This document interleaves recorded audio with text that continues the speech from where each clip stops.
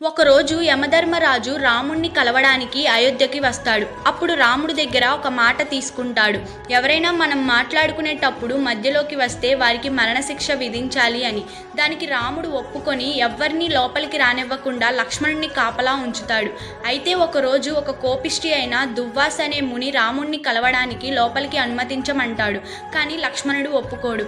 ఆ మునికి కోపం వచ్చి లోపలికి అనుమతించకపోతే అయోధ్యని శపిస్తానని లక్ష్మణుడితో అంటాడు. రాముడి చేతిలో మరణశిక్ష అని తెలిసి కూడా అయోధ్యని కాపాడడం కోసం తన ప్రాణాలు లెక్క చేయకుండా రాముడి దగ్గరకు వెళ్ళి మునిరాక గురించి చెప్తాడు. లక్ష్మణుని చూసి యముడు మాయమైపోతాడు. రాముడు మాట ఇచ్చాడు, వాళ్ళిద్దరి మధ్యలో ఎవరు వచ్చినా వాళ్ళకి మరణశిక్ష తప్పదు అని. రాముడికి ఏం చేయాలో అర్థం కాక వశిష్ఠుడిని అడిగినప్పుడు, ఎప్పుడూ నీ పక్కన ఉండే లక్ష్మణుడు దూరంగా ఉంటే అది మరణంతో సమానం రామా, కాబట్టి లక్ష్మణుడిని అయోధ్యకి దూరంగా ఉండమను అని చెప్తాడు. అన్న కోసం లక్ష్మణుడు జలసమాధి అయిపోతాడు.